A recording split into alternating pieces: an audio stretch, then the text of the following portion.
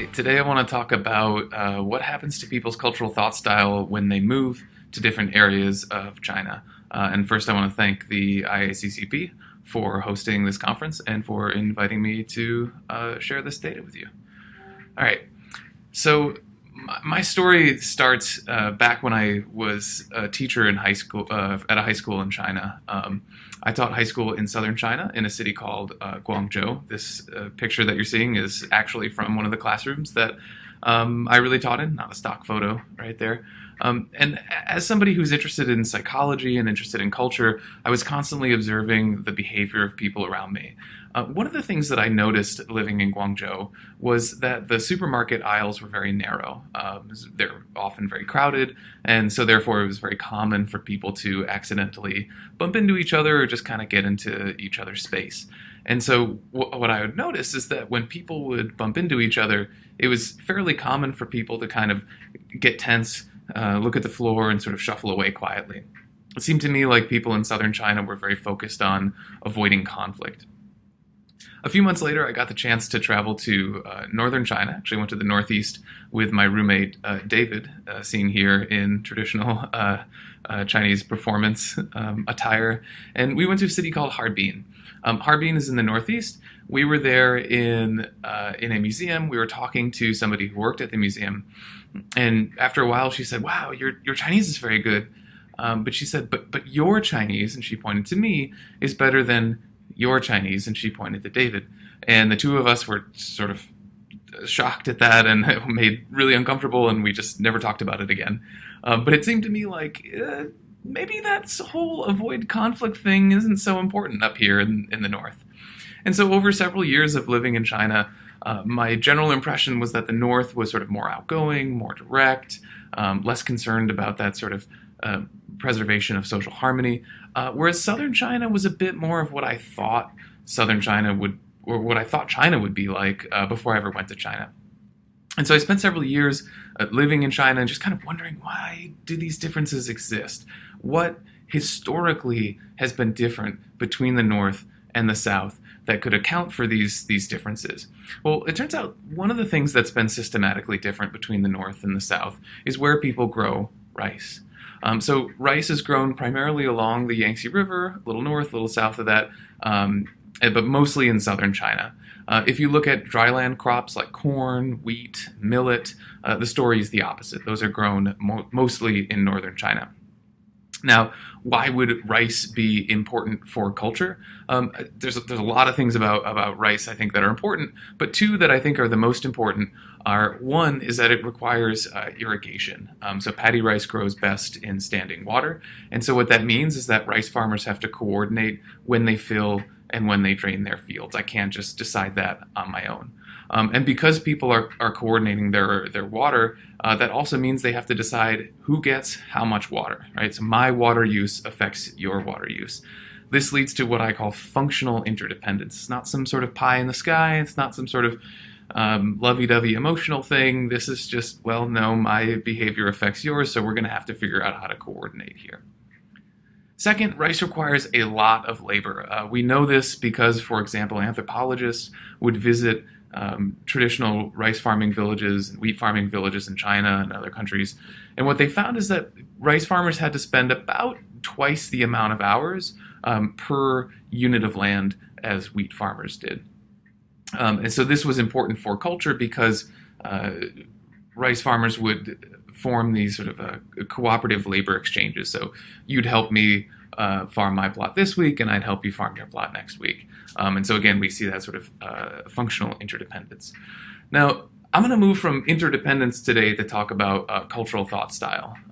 So cultural thought style in interdependent and independent cultures, sort of east-west, researchers have talked about this in terms of holistic versus analytic thought. So in holistic thought, people have more attention to the background and the context. In analytic thought, people tend to focus in on particular objects and sort of remove the context. Holistic thought also involves attention to relationships between objects. And analytic thought tends to focus more on individual items rather than the relationships between them. You can see this, for example, in a neat study They had people in different countries look at the following website, and they wore eye trackers so that they could look at where the people's eyes were looking on the web page over time. And so, for example, people in the United States tended to focus on one particular region. They'd scan a little bit, but a lot of the time, each of those dots is where people's eyes are falling, where they're looking. And you can see that, for example, this participant in the United States was spending a lot of time looking at that sort of main part of the screen. Participants in China, in contrast, tended to spread their attention out, looking at more parts of the screen and not sort of focusing on a particular part of the screen. So the general picture here is that across many studies, people in individualistic cultures tend to think more analytically. People in interdependent cultures tend to think more holistically. Sometimes people call this intuitive thought. Now, you're probably familiar with the idea that this sort of holistic thought, it might be related to sort of traditional patterns of thought style back to, say, Confucius, whereas the West has this tradition of abstract analytic thought that might be traceable back to philosophers like Plato and Socrates. Now, if these two are truly linked to interdependent culture on the one hand and independent culture on the other hand, what we should find, if the rice theory is true, we should find more of that analytic thought in the wheat farming parts of northern China, and we should find more of that holistic thought in the rice farming parts of southern China. Now, in my previous research, I've measured this using the triad categorization task. Basically, you give people 3 objects to categorize, and you ask them to choose the 2 that they think should go together. Now, in each of these triads, 2 of the items belong to the same abstract category. So, for example, a mitten and a scarf are both items of winter clothing. The other 2 share a sort of functional relationship. So, for example, a hand wears a mitten. Now, in previous research, studies have found that people in the West choose a higher percentage of these analytic pairings than people in, say, Japan, China, or India. So in my previous research, what I found, testing people from wheat provinces in China and rice provinces in China, is that people in the rice provinces chose more of these sort of relational pairings than people in wheat provinces. What I want to look at today is what happens when people change environments. And I want to thank my collaborators, Alex and Alice, who helped me do this project. They deserve more credit than I do, for sure. What we did is we looked at college students just when they had arrived at college. So on average, these students had been there for less than a month. We then tested them again at the end of the first semester. Now in China, that's about late January. So we're talking about August to January of the next year. This covers 1,400 students. They're on average 19 years old. And there's a lot of movement going on. So for example, if we're looking at people who changed the amount of rice or wheat that was grown in the province where the county where they grew up versus the county where they went to school, over 500 students had a greater than 20% change in the amount of rice in these 2 counties. So people are moving a lot. Here's a map of rice and wheat, and then the different sites where we tested people. So we have, lots of wheat sites, lots of rice sites, and so each one of these dots is a university or other school where we tested people, and you can see they're fairly well distributed around China.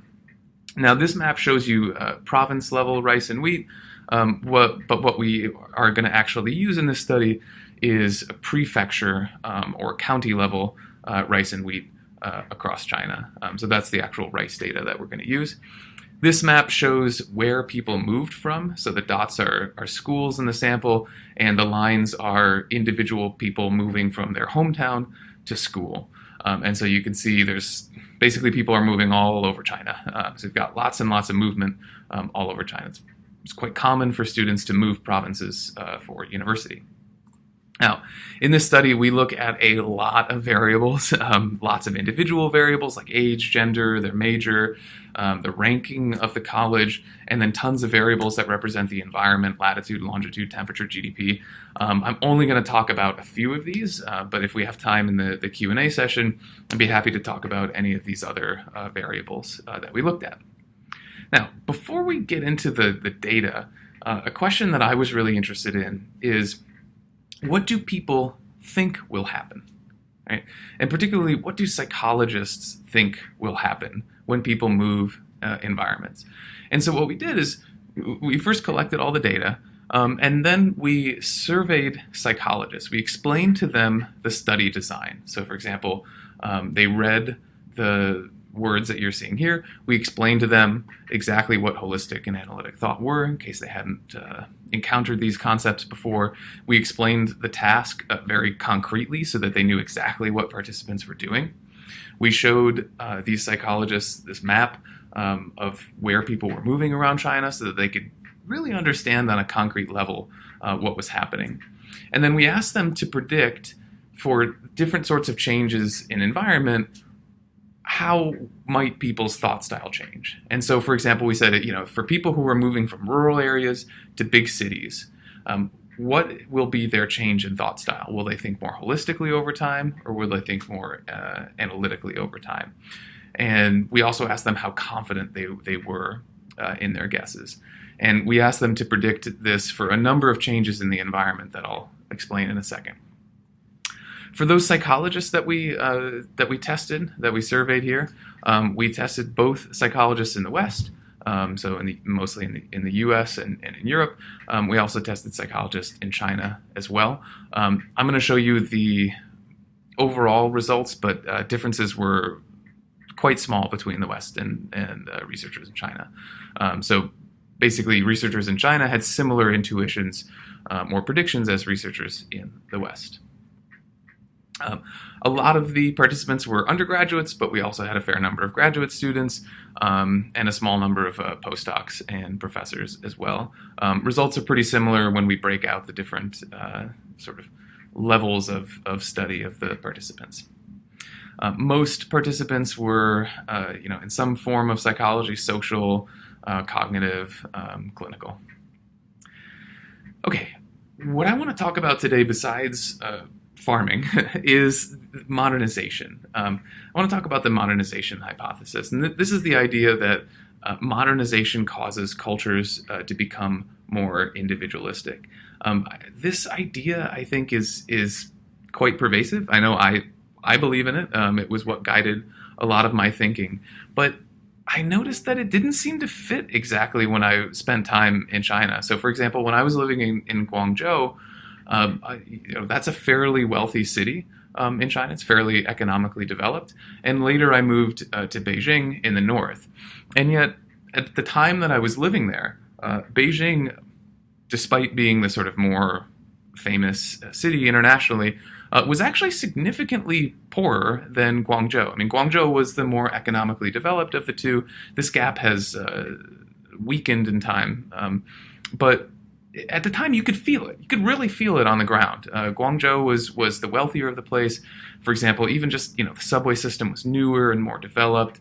On the street, there were lots more sort of like new apartment buildings. And it felt, if you'd asked me which of these two places is more modern, definitely Guangzhou.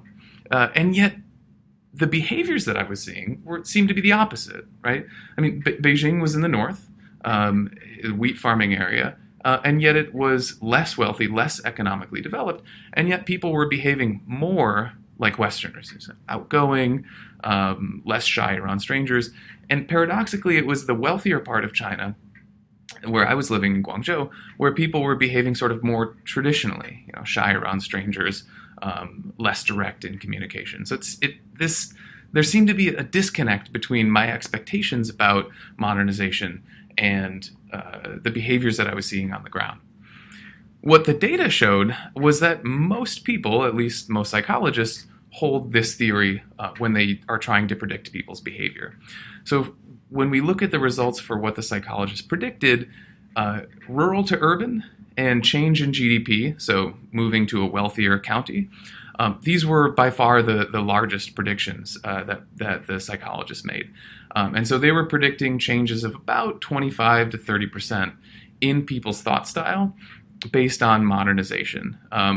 Slightly higher there for urbanization than GDP, but fairly similar. When we next looked at geographic differences, so we asked, for example, people moving north to south and west to east, the differences were smaller. The north to south difference here could be based on GDP, because the south tends to be a little bit wealthier on average.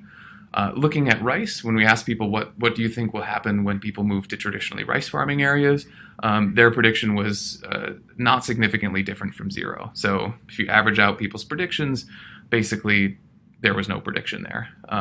We also asked them about when people move to traditionally herding areas. There's some evidence that herding areas tend to be more individualistic, analytic thinking. And people were actually predicting this slightly in the wrong direction. I wonder if people were still using GDP to predict when we asked about herding areas. I wonder if people just thought, oh, maybe herding areas are poorer or less developed, and so therefore they were predicting based on that, rather than this sort of theory in cultural psychology. All right.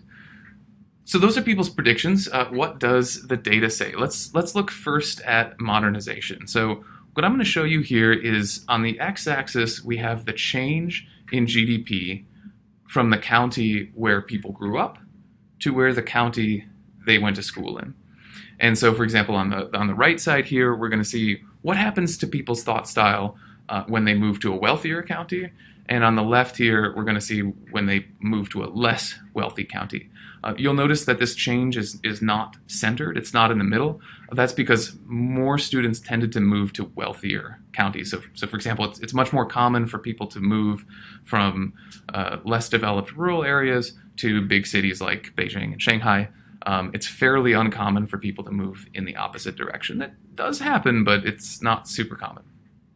And this light gray arrow here is what we would predict if modernization is correct. So if people moving to wealthier counties, if they become sort of more individualistic, analytic thinking, we should find that they decrease their holistic thought in a more extreme way than other people. This is basically the prediction that the psychologists made. Basically, the line is just a lot steeper there. They predicted quite large changes. What did the data actually say? That's it. So basically, people's thought style, this is not, the differences here are not significant, but you can see the pattern is actually in the opposite direction. So on average, people moving to wealthier counties actually thought slightly more holistically over time than people who went to less wealthy counties. In short, it's not really supporting the idea that moving to more modernized environments is changing people's cultural thought style in the way that people would predict. Now, I think a fair criticism here is, well, what about GDP? Is that the best measure of modernization? We looked at lots of things, county versus province GDP. Some researchers have argued that the move to the service sector you move from sort of agriculture and manufacturing into the service sector. Some researchers have argued that that's a better measure of modernization. We looked at that. We looked at state-owned versus private industry. We excluded counties that have really high GDPs, but it's only because of mining or oil, things like that. We looked at historical GDP, modern GDP. Basically, we could not find any of these markers that predicted in the sort of the same direction that the psychologists were predicting. Another fair criticism, I think, is, well, maybe it's not GDP per se, but maybe it's urbanization. Maybe it's the rural to urban move that really matters. So one way we looked at this was to look at the tier level of the city. So in China, it's fairly common for people to refer to first tier cities, second tier, and then third tier. First tier would be the largest ones like Beijing or Shanghai. Third tier is basically smallest, rural, everything else. In the middle here, we have people who did not change their city, so could be second tier and then stayed in second tier. On the right here, we have the largest change, so people moving from rural areas into the biggest cities. And if moving to an urbanized environment is making people think less holistically, we should see a sort of downward slope among the people moving to more urban environments. Here is the pattern predicted by psychologists. It's even more extreme than the arrow that I just showed you. Here are the actual results. Basically nothing. We found basically no difference based on urbanization. So the people who moved from rural to urban were not thinking any less holistically over time than people who stayed where they were. Again, we looked at alternative indicators of urbanization. You could break this out even more finely into the percent of urban population. We looked at different categories of urbanization, also self-report city size. Results were similar using all of these. So basically, urbanization was not predicting in the predicted direction. In fairness, I wonder if it's hard to understand the task or the effect size. I don't mean to criticize fellow psychologists for overestimating the effect size. I think it's kind of hard to get a sense of what effect size really means here. So I think this sort of overestimation of effect size may not be the most important thing here. I think rather the most important thing is to look sort of at the rank ordering of how people are making these predictions. But another way to get at this question is to say, okay, well, let's forget cultural thought style. Maybe people have a hard time understanding that. What about simple attitude surveys? I mean, maybe those are a little bit more intuitive, easier for people to understand. So I ran a admittedly much less formal, much less rigorous survey of this with the World Values Survey in China. And again, just put this up simply on Twitter. I said, hey, I was just analyzing World Values Survey data from China. One of the questions was, how important is family? Here's where it was in 1990. Where do you think it went by 2010? So did people's importance of family go up, stay the same, or go down? All 40 people who follow me on Twitter, it's not very much, of all of those people, the most popular answer was that people predicted that the importance of family went down over time. Another 20% predicted flat, and then a third of people predicted it became more important. Those people probably know my research to begin with. Here's what actually happened over time. It actually went up. It's not just this item. You might say, maybe that item's a little bit weird. Here's another one. The percentage of respondents who agree that it's important that children are independent. So should children be independent? Is that important? In 1990, 84% of respondents agreed that children should be independent, that's important. In 2010, that was actually a bit lower. So it seems like this is not just, people's predictions about sort of odd thought style tasks that don't have much relevance to everyday life. I think a lot of people, including myself, have this intuition about even sort of attitude measures that are a lot easier to understand. So bottom line here is that a lot of people hold this intuition, despite the fact that, for example, we just found data that it did not seem to be holding. Okay, so we looked at urbanization, we looked at GDP. Those didn't predict people's change in thought style. Next, we looked at rice. And so we said, okay, what happens when people are crossing this rice-wheat border? So here on the x-axis, we have the change in rice from people's hometown county to the county where they went to school. So on the right here, you have people who moved to counties with more rice. On the left, you have people who moved to counties with less rice. Here's the pattern predicted by the psychologist, basically no change. And here is what the data actually showed. So we can see that people who moved to traditionally rice farming areas thought more holistically over time. People who moved to wheat farming areas thought less holistically over time. How big is this change? One way to look at this change is to say, we can look at my prior research, the one that I talked about first, say, okay, how large were those rice-wheat differences on average? In that study, the difference was about 7%. So about 7% difference in the relational pairings. How much did people change within just 5 months, their first semester at college? That change was on average about 4%. So basically people were cutting these cultural differences in half in a single semester, which seems fast, right? I mean, that was surprising to me how quickly that change happened. But keep in mind that these are young kids. Moving to college is a very big event in life. You're making a lot of new friends. You're meeting a lot of new people. You're trying to get along. You're trying to figure out who you are in the world and what's going on.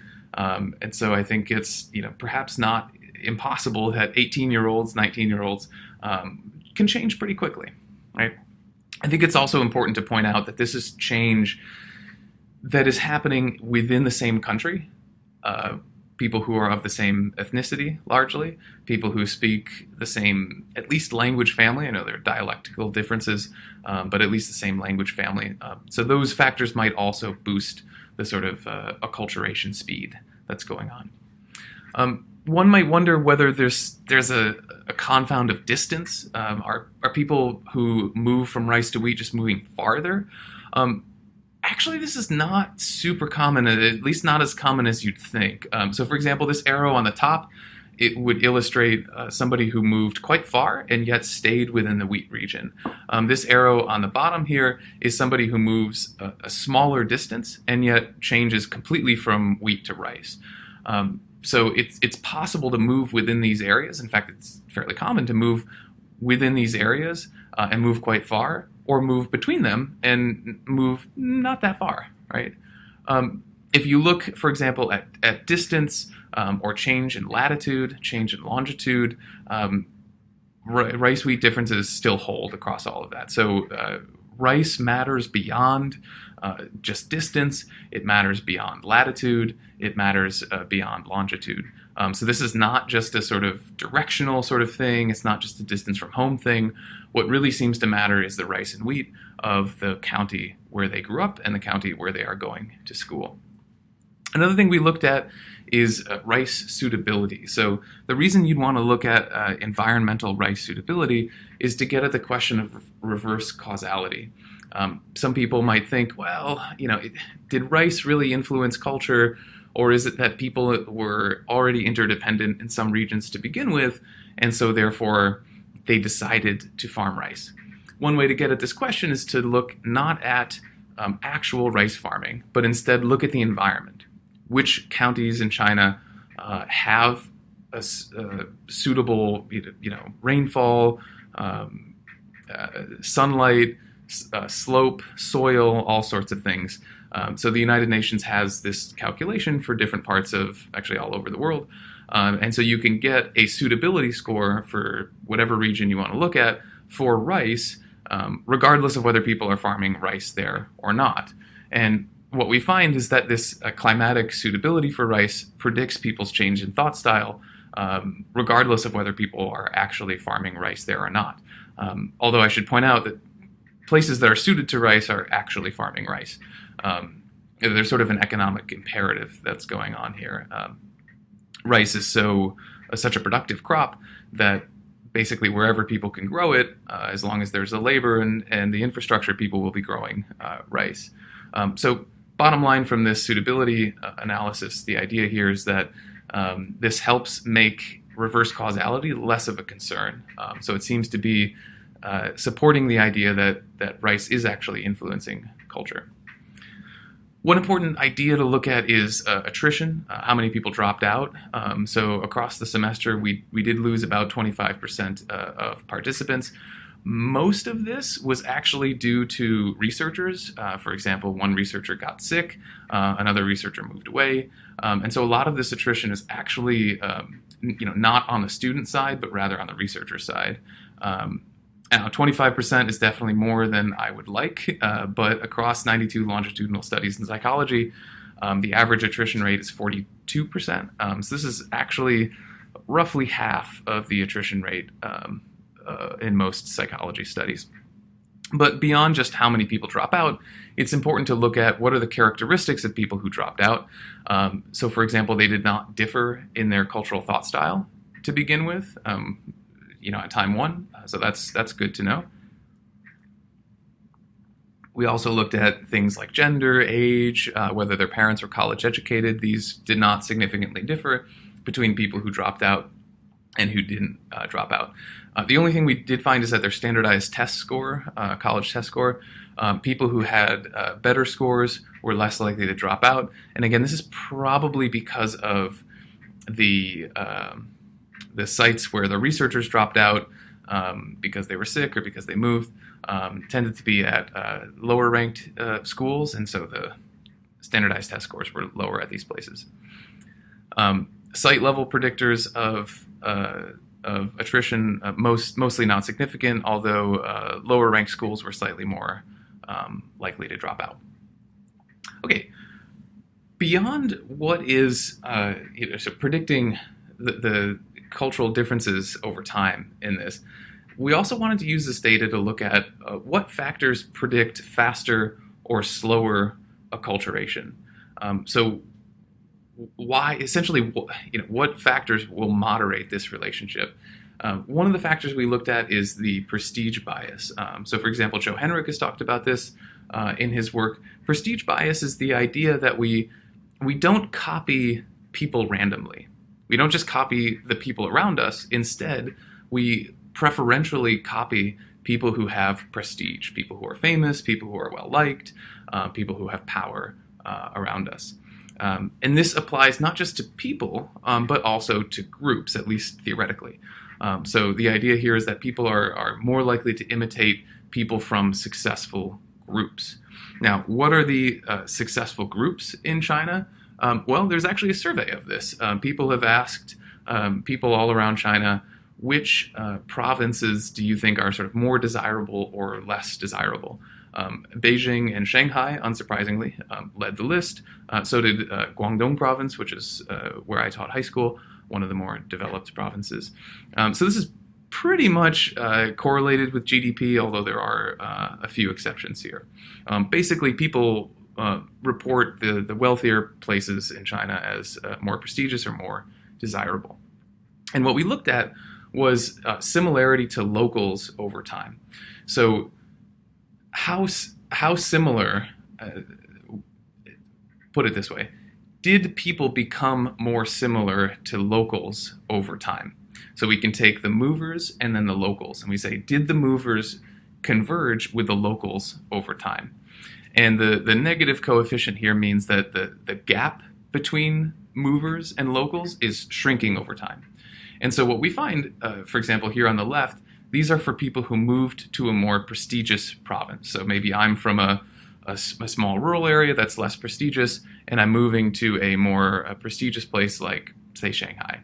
Am I more likely to converge with locals compared to somebody who is going not to a prestigious province?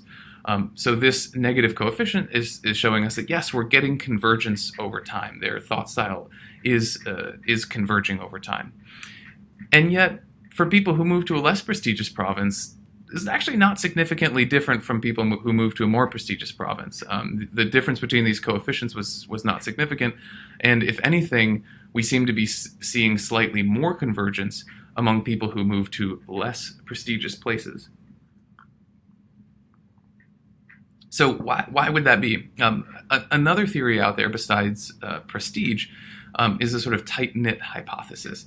This is the idea that if you go to a sort of small town, a place where there's more homogeneity, fewer opportunities to meet strangers or go to new neighborhoods and all of that, that you sort of have to adapt and acculturate in small, tight-knit communities. To test this, we calculated what we call the tight-knit index. And so these places have low economic development. They have a high percentage of students from the local province, that's sort of homogeneity. We also used city tier. So smaller cities would be more tight-knit, larger cities would be less tight-knit. on this. And so here we have that decreasing gap over time among people who move to big communities versus people who move to tight-knit communities. So basically we're seeing more convergence in these tight-knit communities than in big communities. So for example, even though people agree that places like Beijing and Shanghai are more prestigious and more desirable, there's actually less convergence over time in their thought style. So for example, if you look at how well rice and wheat predicts people's thought style, change in thought style, that change is larger when people moved to small homogeneous communities than in big cities. We still find acculturation in big cities. It's just not as strong as in these small communities. One factor that might be worth mentioning here is it's possible, for example, that people who moved to places like Beijing and Shanghai, perhaps they wanted to acculturate and join the local cool kids who are from the big city, but it's possible that they might have faced discrimination, for example. It's possible that if you're from a small town, perhaps you're considered less cool, or perhaps you're shut out of the social networks of the people who are already from the big city. Maybe they've got friends already and they don't want to make new friends. So it's not clear whether this difference is reflecting people's desire to acculturate or their opportunity to acculturate. We can't tease that apart in our data. Now, this is change in 5 months, so relatively short time period. We have new data that we are just able to analyze. This is really cool, from 455 students at graduation. So this is after 4 years, much smaller sample. It's hard to track down people after 4 years, but we managed to track down over 400 of them. And these people are spread out at 10 sites across China. I don't have as detailed analyses for this data set, unfortunately, because it's such new data, but still really cool to see change over 4 years. So now we have basically time 1 when they entered college versus time 3, which is when they left college. So here's what we found. If we look at people who grew up in the wheat area and stayed in the wheat area, this is their thought style, versus people who grew up in the wheat area and moved to the rice area, they ended up thinking a bit more holistically over time. Not a huge difference here, but a difference over time there. Next, we look at people who grew up in the rice area and stayed in the rice area. Now we can see they're more holistic than people in the wheat areas. Then we can look at people who moved from rice areas to wheat areas. By the end of college, here's where they're thinking. So much less holistically compared to their friends and classmates who stayed in the rice area. And this holds for all those variables that I showed you before: school ranking, the major that students were studying, urban-rural, GDP, gender, parents' education, all of that. Another couple things that are kind of cool to look at on this graph. You can, for example, look at just the people who stayed in their regions, right? So just people who stayed in the wheat area and versus people who stayed in the rice area. You can see those differences are fairly large. And these are actually larger than the differences that I showed from my study before, a few years ago. Why would that be different? Well, perhaps this is because these people have sort of fully acculturated during college, right? Cultural differences may be widening from age 18 to 21, 22, even for people who are already in that area, right? So that's one possibility. It's kind of a neat idea. Next, if you look just at the people who moved, those differences seem to be smaller than they were before. Those people have basically converged. So if we were just looking at movers, we would be unable to tell the difference between somebody who grew up in the rice area and somebody who grew up in the wheat area. So these people are converging over time. It's kind of a neat finding as well. All right. Bottom line here, people are still learning rice-wheat cultural pathways in modern China. This seems to be predicting their changes in thought style above and beyond things like GDP and urbanization.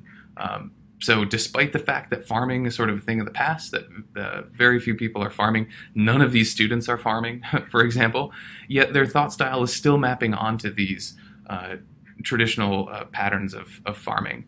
So clearly these cultural patterns are living on in the modern era. And one question is to then look at, say, how much of this is inertia versus institutional differences, educational style differences. We don't know.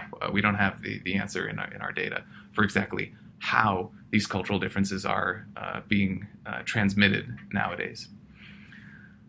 A few caveats I want to mention. I don't mean to say that modernization has no effect on people's behavior. There's definitely a lot of research showing effects of modernization. I'll pull out just a few illustrative examples here. So, for example, if you look at divorce rates over time as Japan became a lot wealthier from the 40s into the 2000s, research from several researchers have found that divorce rates have increased over time in Japan.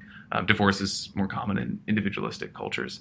If you look, for example, at how common baby names are in China, this is research from Professor Cai.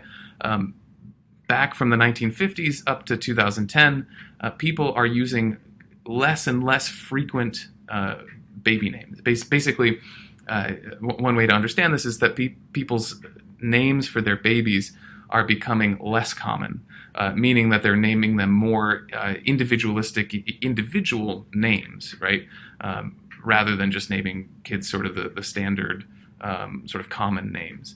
This is another index of individualism that researchers have used over time. So I do want to point out that there is also some evidence for the idea that education is making people more analytic. I actually have a paper out with a few co-authors this year finding that students who study STEM majors do become less holistic over time. They become more analytic. That would be another piece of evidence finding that there are effects outside of rice. Rice and wheat is not everything. There are definitely more factors in culture besides that. And finally, I want to point out that this is people changing environments in the short term.